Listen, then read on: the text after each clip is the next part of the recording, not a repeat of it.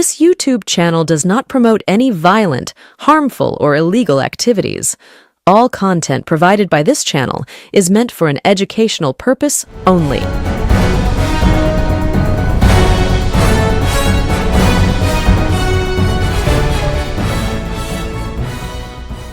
নমস্কার, আমি প্রতিবেদক সায়ন্তন চক্রবর্তী। আপনারা দেখছেন বঙ্গচক্র ইউটিউব চ্যানেল।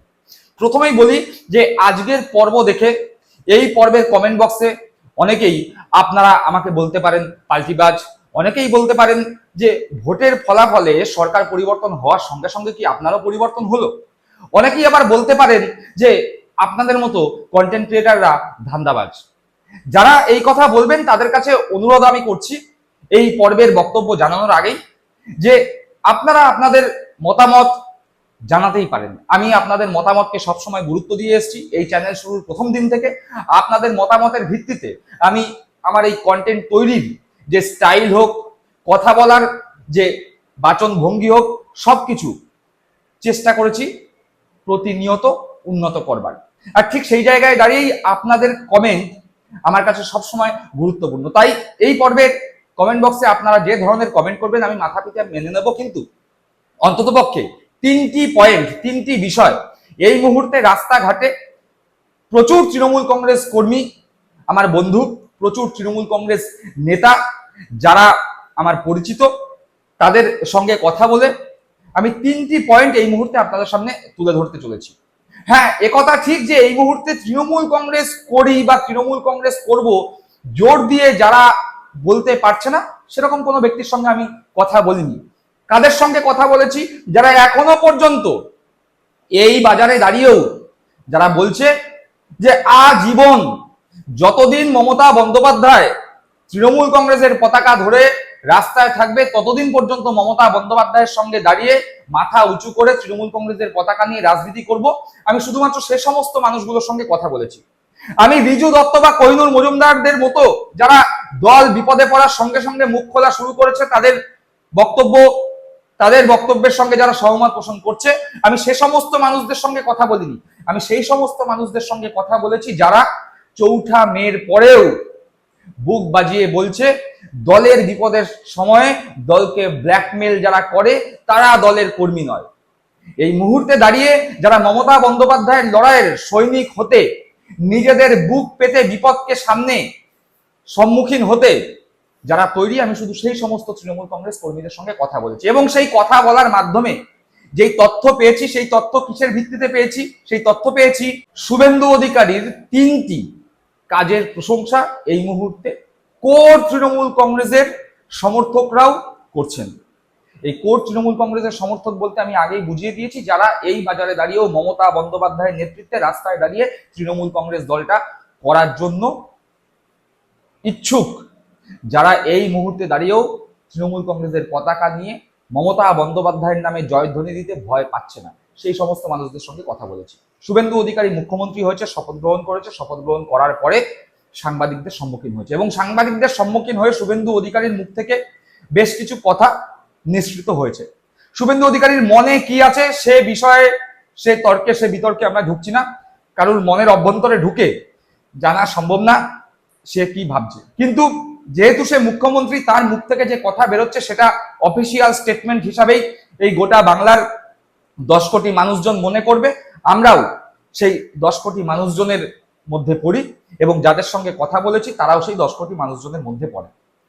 এবং শুভেন্দু অধিকারীর মুখ থেকে বিভিন্ন কথা বেরিয়েছে, তার মধ্যে 3টি পয়েন্ট এই মুহূর্তে তৃণমূল কংগ্রেসের অতি বড় সমর্থক যারা রয়েছেন, যারা শুভেন্দু অধিকারীর ঘোর বিরোধী, মমতাপন্থী এরকম মানুষজনরা সমর্থন করছে। কি সেই পয়েন্টগুলো? প্রথমেই যেই পয়েন্ট, সেই পয়েন্টটি আপনাদের সামনে তুলে ধরছি। প্রথমেই যেই পয়েন্টটির জন্য শুভেন্দু অধিকারীকে তৃণমূল কংগ্রেস সমর্থক, তৃণমূল কংগ্রেসের এখনো যে সমস্ত নেতারা রয়েছেন যারা তৃণমূল কংগ্রেসটি করবেন, তারা বলছে শুভেন্দু অধিকারী যখন বললেন বাংলার কোনো জনকল্যাণমূলক প্রকল্প বন্ধ হবে না, সেই পদক্ষেপের প্রশংসা করছেন। একই সাথে তারা বিজেপি তথা শুভেন্দু অধিকারীকে খোঁচা দিয়েও কিন্তু বলছেন যে আদপে শুভেন্দু অধিকারী মেনে নিতে বাধ্য হলো মমতা বন্দ্যোপাধ্যায়ের বিরুদ্ধে লাগাতার প্রচারের পরেও বিজেপি ক্ষমতায় আসার পরে মেনে নিতে বাধ্য হলো মমতা বন্দ্যোপাধ্যায় দীর্ঘ 15 বছর ধরে বাংলার বুকে মুখ্যমন্ত্রী থাকাকালীন যে সমস্ত প্রকল্পগুলো করেছিলেন সেগুলি শুধুমাত্র ভাতা বা ভিক্ষা নয়, সেগুলি জনকল্যাণের উদ্দেশ্যেই করেছিলেন। স্বাস্থ্যসাথী, যুবসাথী, যুবশ্রী, কন্যাশ্রী, লক্ষ্মীর ভান্ডার, সমব্যাথী, রূপশ্রী, এরকম নানা প্রকল্প, সমস্ত প্রকল্পের নাম বলতে গেলে অন্ততপক্ষে 2 থেকে 3 ঘন্টা সময় লেগে যাবে। এই বিভিন্ন ধরনের প্রকল্প, সামাজিক প্রকল্পগুলো যেগুলো মমতা বন্দ্যোপাধ্যায় শুরু করেছিলেন, সেই কোনো প্রকল্প বন্ধ হচ্ছে না। ফলে এই বিভিন্ন প্রকল্পের মাধ্যমে মমতা বন্দ্যোপাধ্যায় দ্বারা যে সমস্ত প্রকল্প শুরু হয়েছিল, সেই প্রকল্পের মাধ্যমে বাংলার সাধারণ মানুষ যে উপকৃত হতো, সেই উপকৃত হওয়া মানুষজন কিছুটা নিশ্চিন্ত হতে পেরেছেন, একটা নিশ্চিন্তের শ্বাস নিয়েছেন। এবং শুভেন্দু অধিকারীর এই যে সিদ্ধান্ত, এই যে পদক্ষেপ, মুখ্যমন্ত্রী হয়েই এই যে অভয়বাণী দান করা যে না, মমতা বন্দ্যোপাধ্যায়ের কোনো প্রকল্প বাংলায় বন্ধ হবে না, সেই পদক্ষেপের প্রশংসা করছেন মমতাপন্থী ঘোর শুভেন্দু বিরোধী লোকরাও।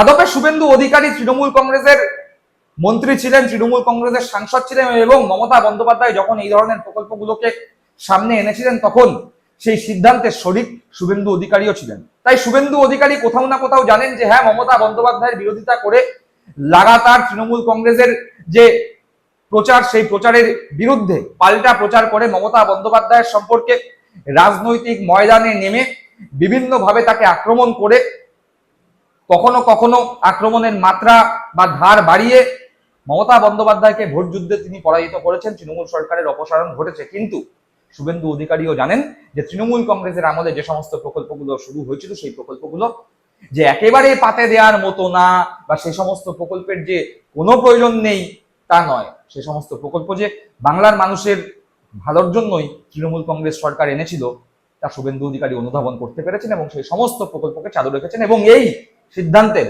প্রশংসা শুভেন্দু অধিকারী পাচ্ছেন তৃণমূল কংগ্রেস কর্মী নেতাদের কাছ থেকে। দ্বিতীয় যেই সিদ্ধান্ত শুভেন্দু অধিকারী নিয়েছেন, সেই সিদ্ধান্তের প্রশংসা তৃণমূল কংগ্রেস কর্মীরা তো বটেই, তার পাশাপাশি বাংলার প্রচুর ছাত্র যুবক সেই সিদ্ধান্তের প্রশংসা করছেন। কি সেই সিদ্ধান্ত? শুভেন্দু অধিকারী বলেছেন যে দীর্ঘ 15 বছর ধরে বিভিন্ন সময় এই বাংলায় সরকারি চাকরির পরীক্ষা নিয়ে বিভিন্ন ধরনের সমস্যার সম্মুখীন হয়েছেন সরকারি চাকরি প্রার্থীরা। তাই শুভেন্দু অধিকারী মুখ্যমন্ত্রী হওয়ার সাথে সাথেই ঘোষণা করেছেন যে সরকারি চাকরির যে বয়সের ঊর্ধ্বসীমা, সেটা 5 বছর বাড়িয়ে দেওয়া হলো। এর ফলে যারা চাকরি প্রার্থী, যাদের চাকরির প্রিপারেশন নিতে নিতে একদম যে চাকরির জন্য বয়স বেঁধে থাকা থাকে, সেই শেষ সীমায় পৌঁছে গিয়েছেন, তারাও কিছুটা নিশ্চিন্ত, হ্যাঁ ঠিক আছে, শেষ সীমায় চলে আসলো, আমাদের কাছে আরো 5টা বছর আছে, এবার ঠিকঠাক প্রিপারেশন নিয়ে আমরা যদি পরীক্ষা দিই, আমাদের সরকারি চাকরির একটি সুযোগ আছে। ফলে এই সিদ্ধান্তও কিন্তু প্রশংসিত হচ্ছে। যদিও শুভেন্দু অধিকারীর কাছে একটা বিরাট চ্যালেঞ্জ যে বিগত 15 বছরে সিপিএম এর বিকাশ রঞ্জন ভট্টাচার্যের মতো কিছু উকিল এবং তার সাঙ্গপাঙ্গরা বারংবার সরকারি চাকরির যখনই নোটিফিকেশন জারি হয়েছে, সেই সরকারি চাকরিকে কেস করে সেই সরকারি চাকরির প্রসেসকে আটকে দিয়েছেন, সেই সরকারি চাকরির প্রসেসকে বন্ধ করে দেওয়ার চেষ্টা করেছেন। শুভেন্দু অধিকারীর সামনে কিন্তু এটা একটা বিরাট চ্যালেঞ্জ। শুভেন্দু অধিকারী কিভাবে এই বিকাশ রঞ্জন ভট্টাচার্য সহ সিপিএম এর বেশ কিছু এই কেসজীবী নেতা আছে যারা মামলা করে সরকারকে বিপদে ফেলতে চায়, তাদের মোকাবিলা করবেন, সেটা দেখার কিন্তু শুভেন্দু অধিকারীর এই সিদ্ধান্ত প্রশংসিত হচ্ছে। আর সব থেকে বেশি প্রশংসা কুড়াচ্ছে শুভেন্দু অধিকারীর একটি সিদ্ধান্ত। কি সেই সিদ্ধান্ত? শুভেন্দু অধিকারী বলেছেন যে অভিষেক বন্দ্যোপাধ্যায় তৃণমূল কংগ্রেসের সাংসদ, সর্বভারতীয় সাধারণ সম্পাদক, তার যে সিকিউরিটির বহর ছিল, সেই বহর কাটছাট করে একজন সাংসদ যেটুকুনি সিকিউরিটি পান, অভিষেক বন্দ্যোপাধ্যায় সেইটুকুনি সিকিউরিটি পাবেন। পাশাপাশি তিনি বলেছেন মমতা বন্দ্যোপাধ্যায় 3 বারের মুখ্যমন্ত্রী, তার সিকিউরিটিতে কোনো রকম যেন খামতি না থাকে, মমতা বন্দ্যোপাধ্যায়কে জেড প্লাস সিকিউরিটি দেওয়া হবে। ইতিমধ্যেই দলের ভরাডুবির পরে অনেকেই অভিষেক বন্দ্যোপাধ্যায় সম্পর্কে মুখ খুলতে শুরু করেছেন। তৃণমূল কংগ্রেসের বহু পুরনো নেতা যারা মমতা বন্দ্যোপাধ্যায়ের সময় থেকে দলটা করেছেন, তারা এই অভিষেক বন্দ্যোপাধ্যায় এবং আইপ্যাকের কালচারকে কখনোই মেনে নিতে পারেননি। ফলে তারাও এই সিদ্ধান্তে কিছুটা খুশি হয়েছেন এবং তারাও বলছেন যে শুভেন্দু অধিকারী যেহেতু মমতা বন্দ্যোপাধ্যায়ের সঙ্গে দীর্ঘদিন ধরে রাজনীতিটা করেছেন, কোথাও না কোথাও মমতা বন্দ্যোপাধ্যায়ের সিকিউরিটি বহাল রেখে সিকিউরিটি আটোসাটো করার মাধ্যমে শুভেন্দু অধিকারীর মনের ভেতর থেকে মমতা বন্দ্যোপাধ্যায়ের প্রতি শ্রদ্ধা এবং যে চিন্তা তিনি করেন একজন নেত্রী সম্পর্কে, সেটাই প্রস্ফুটিত হচ্ছে। যদিও শুভেন্দু অধিকারী এই সিদ্ধান্ত শ্রদ্ধা থেকে না চিন্তা থেকে, নাকি এর পিছনে অন্য কোনো অভিসন্ধি বা কারণ আছে, সেই বিষয়ে আমরা সম্পূর্ণ অন্য একটি পর্ব করব, সেই পর্বে আপনাদের সঙ্গে সেই বিষয়ে আলোচনা করব। কিন্তু আপাতত ভাবে ঘোর মমতা পন্থী, ঘোর শুভেন্দু বিরোধী লোকরাও মমতা বন্দ্যোপাধ্যায়ের সিকিউরিটিতে কোনো রকম কাটছাট না করে জেড প্লাস সিকিউরিটি বহাল রাখার সিদ্ধান্তকে প্রশংসা করছে। শুভেন্দু অধিকারী বিভিন্ন ধরনের সিদ্ধান্ত মুখ্যমন্ত্রী হয়ে নিয়েছেন, তার মধ্যে